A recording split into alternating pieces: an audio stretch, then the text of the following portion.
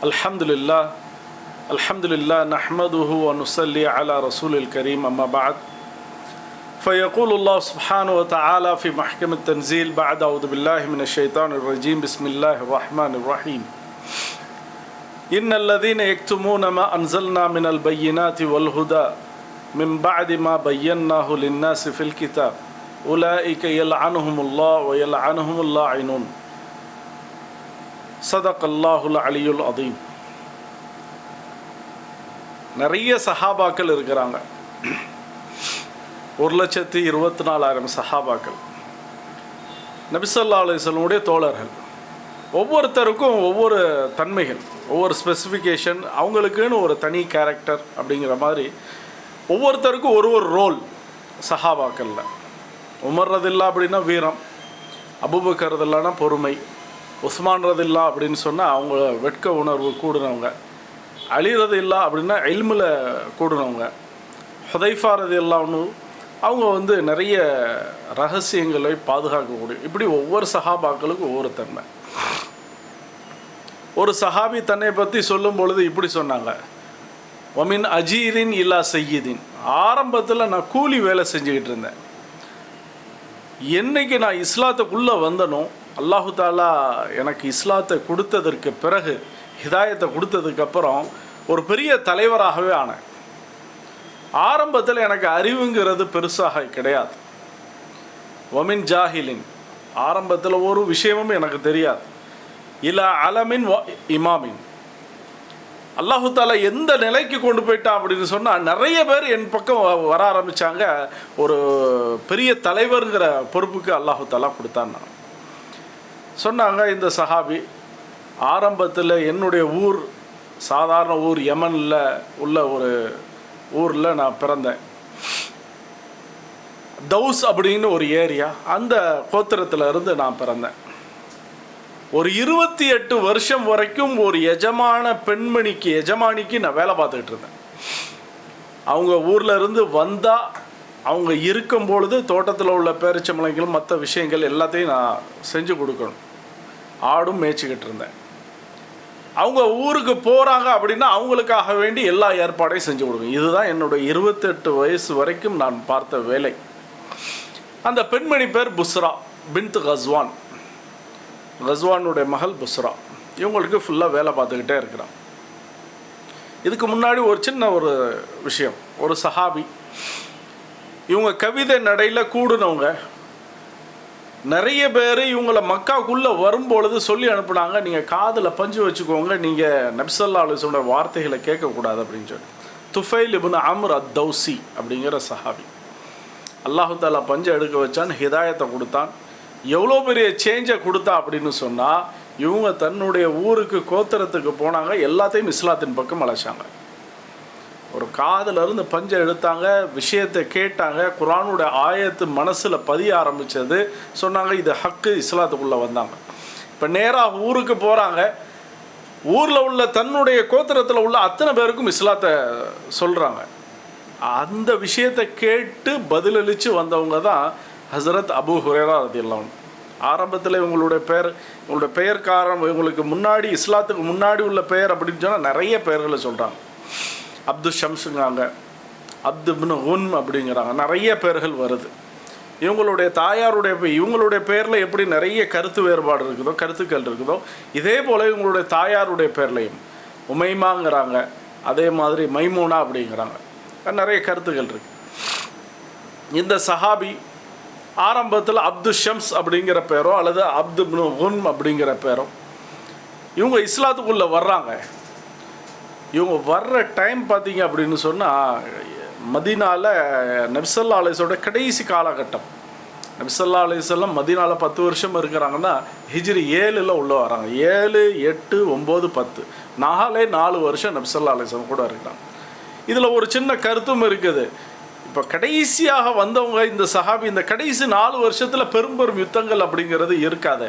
இவங்க போரில் கலந்துக்கிட்டாங்களா அப்படின்னா, இவங்க இஸ்லாம் ஏற்றுக்கொண்டது அஸ்லம் ஆம ஹைபருடைய யுத்தம் நடக்கக்கூடிய அந்த காலகட்டத்தில் தான் இவங்க, அந்த வருஷத்தில் இவங்க இஸ்லாத்துக்குள்ளே வர்றாங்க.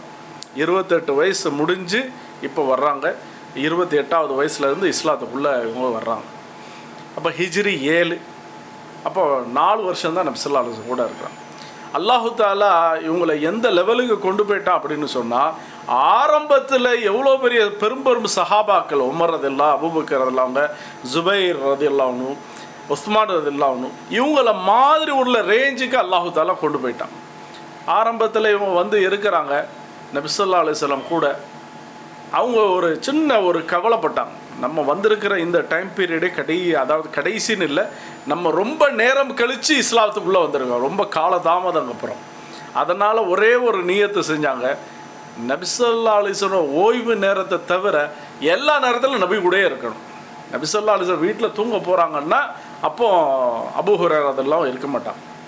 மற்ற எல்லா நேரத்திலையும் நபி ஸல்லல்லாஹு அலைஹி வஸல்லம் சுய தேவைகள் போக உள்ள அத்தனை நேரங்கள்லையும் நபி ஸல்லல்லாஹு அலைஹி வஸல்லம் ஊரில் இருந்தால் ஊரில் இருப்பாங்க, நபி ஸல்லல்லாஹு அலைஹி வஸல்லம் மஸ்ஜித் நபவியில் இருந்தால் மஸ்ஜித் நபவியில் இருப்பாங்க, நபி ஸல்லல்லாஹு அலைஹி வஸல்லம் யுத்த களத்துக்கு போனாங்கன்னா அங்கே இருப்பாங்க, எங்கே இருக்கிறாங்களோ நபி ஸல்லல்லாஹு அலைஹி வஸல்லம் அங்கே கூட இருப்பாங்க. அக்ஸருல் முஜாலசா, இவங்கள மாதிரி நபி கூட அதிகமாக இருந்த சஹாபிங்கிறது அந்த கடைசி வருஷங்களில் வேறு யாரும் கிடையாது. அப்படி இருந்ததுனால நபி ஸல்லல்லாஹு அலைஹி வஸல்லம் ஒரு சந்தர்ப்பத்தில் சொன்னாங்க, யார்கிட்டையாவது துணி இருக்குதா, துணி இருந்தால் விரிங்க, என்னுடைய நிறைய விஷயங்கள் இல்முகளை உங்கள்கிட்ட கொடுக்குறேன் அப்படின்னா. அதாவது நம்ம உணர முடியாத, பார்க்க முடியாத நிறைய விஷயங்களை நபி ஸல்லல்லாஹு அலைஹி வஸல்லம் இந்த மாதிரி செஞ்சுருக்கிறான். அந்த இடத்துல இந்த அபூ ஹுரைரா ரலியல்லாஹு சஹாபி சொன்னால், நான் இருந்தேன், இப்போ என்னுடைய துணியை விரித்தேன், நபி ஸல்லல்லாஹு அலைஹி வஸல்லம் கொடுத்தாங்க, அதை அப்படியே மனசில் பதிய வச்சுட்டேன்.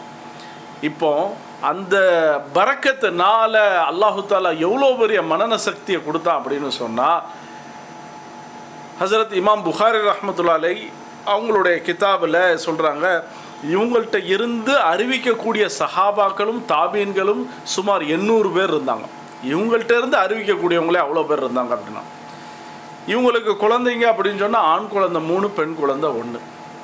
ஆண் குழந்தை முஹர்ரர், அதே மாதிரி அப்துர் ரஹ்மான், அதே மாதிரி பிலால், பெண் குழந்தை 1. இப்போ இஸ்லாத்துக்குள்ளே வர்றாங்க.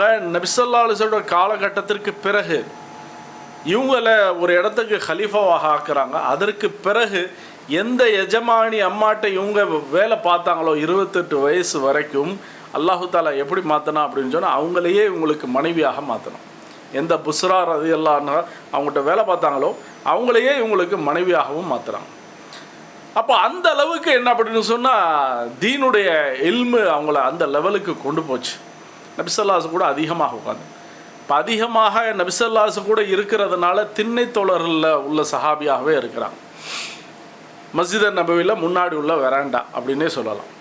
இப்போ அதில் அதை என்ன கிடைக்குதோ அதை சாப்பிட்டுட்டு நபி ஸல்லல்லாஹு அலைஹி வஸல்லம் சொல்லக்கூடிய அத்தனை விஷயங்களையும் கேட்டுக்கிட்டே இருப்பாங்க. நபி ஸல்லல்லாஹு அலைஹி வஸல்லம் வஃபாத் ஆனதுக்கு அப்புறம் தான் தெரியும், இந்த அபூ ஹுரைரா ரலியல்லாஹு அவங்களுக்கு இவ்வளோ ஹதீஸ் மனப்பாடமா அப்படிங்கிறது தெரியும். இப்போ அதனால் நிறைய பேர் கேட்டாங்களாம், இந்த விஷயத்தை எல்லாம் எப்படி நீங்கள் கேட்டுக்கிட்டீங்க அப்படின்னாங்களாம். சொன்னாங்க, உங்களை விட அதிகமாக நான் நபி ஸல்லல்லாஹு அலைஹி வஸல்லம் கூட அதிகமாக இருந்த நேரங்கள் அப்படின்னா. அப்போ அவங்க சொன்னாங்களா, அல்லாஹு தாலா என்னை எந்த அளவுக்கு என் மனன சக்தியை கூட்டிட்டான்னு சொன்னால், என்னை விட அதிகமான ஹதீஸ் அறிவிப்பாளர்கள் யாரும் கிடையாது, ஆனால் ஒரே ஒரு சஹாபி நான். சொன்னாங்க, அவர் எழுதுவார், நான் எழுத மாட்டேன், எனக்கு எழுத தெரியாது, அதனால் ஃபுல்லாக மனப்பாடம் தான். இன்றைக்கி சொல்லப்போனால் இஸ்லாத்துடைய பெரும்பாலான 75% மேலே உள்ள ஹதீஸ்கள் அப்படின்னாலே அது எல்லாமே என்னென்னு சொன்னால் அபூ ஹுரைராவுடைய அறிவிப்பிலேருந்து வந்தது. இந்த அபூ ஹுரைரா அப்படிங்கிற பேர், அந்த புனை பெயர் அல்லது அந்த பட்ட பெயர் எப்படி அப்படின்னு சொன்னால், நபி ஸல்லல்லாஹு அலைஹி வஸல்லம் வச்ச பேர் அப்துர் ரஹ்மான். இவங்களுடைய வீட்டுக்கு முன்னாடி என்னென்னு சொன்னால் ஒரு பூனையை வளர்த்துட்டு வந்தாங்க. எப்போ பார்த்தாலும் அந்த பூனை மேலே பிரியமாக இருப்பாங்க. அந்த பூனையை தன்னுடைய ட்ரெஸ்ஸில் பாக்கெட்டில் போட்டிருப்பாங்க. இரவானால் தன்னுடைய வீட்டுக்கு முன்னாடி உள்ள மரத்தில் நிப்பாட்டிடுவாங்க. இப்போ இதை பார்த்துட்டு தான் நபி ஸல்லல்லாஹு அலைஹி வஸல்லம் சொன்னால், யா அபா ஹுரைரா அப்படின்னா, அபூ ஹுரைராவே அப்படின்னா. இப்போ இந்த ஒரு வார்த்தை போதும் அல்லாஹு தாலா கபூல் செஞ்சுட்டா, அவங்களுக்கு முன்னாடி இஸ்லாத்துக்குள்ளே முன்னாடி உள்ள பேரும் மறக்கடிக்கப்பட்டது, அதற்கு பிறப்பு உள்ள பேரும் என்னென்னு சொன்னால் மறக்கடிக்கப்பட்டுருச்சு. என்னென்னு சொன்னால் இந்த பேர் அப்படிங்கிறத அல்லாஹு தாலா கபூல் செஞ்சுட்டான். இப்போ கடைசி வரைக்கும் அபூ ஹுரைராகவே இருந்தாங்க. இப்போ இந்த அபூ ஹுரைரா ரலியல்லாஹு அவங்கள பற்றி நிறைய கிதாபுகளில் நிறைய விஷயங்கள் வருது. சொன்னாங்க, நபி ஸல்லல்லாஹு அலைஹி வஸல்லம் வஃபாத்திற்கு பிறகு சொன்னாங்க, அபூ ஹுரைரா ரலியல்லாஹுடைய டெய்லி இரவு ரொட்டீன் எப்படி இருக்கும்னா, அவங்களோட வீடு எப்படி இருக்கும் அப்படின்னு சொன்னால், லா தமுர்ரு லைலு இல்லா ஃபி பைத்தி அபி ஹுரைரா இபாதத்துன் அவ் திக்ருன் அவ் சலாத்துன். அபூ ஹுரைரா ரலியல்லாஹுடைய வீடு அப்படின்னாலே, இரவு அப்படின்னாலே ஒன்று தொழுகை இருக்கும், இல்லை குர்ஆன் ஓதுறது இருக்கும், அல்லது திக்ர் இருக்கும். இரவு 3ஆக பிரிச்சிருந்தாங்க. அவங்க வீட்டில் 3 பேர் பிள்ளைங்கள் எல்லாம், பையங்க கட்டி கொடுத்தாச்சு, திருமணம் செஞ்சு கொடுத்தாச்சு. மகளையும் திருமணம் செஞ்சு கொடுத்தாங்க ஒரு தாபிக்கு, சயீத் இப்னுல் முஸையப் அப்படின்னு சொல்லி ஒரு பெரிய தாபியை, ஹதீஸ்களை அதை கரைச்சி குடித்த ஒரு தாபி. இவங்களுக்கு கட்டி கொடுத்தாங்க. இந்த மகளை கட்டி கொடுக்கறதுக்கு முன்னாடி, திருமணம் செஞ்சு கொடுக்கறதுக்கு முன்னாடி, மகள்,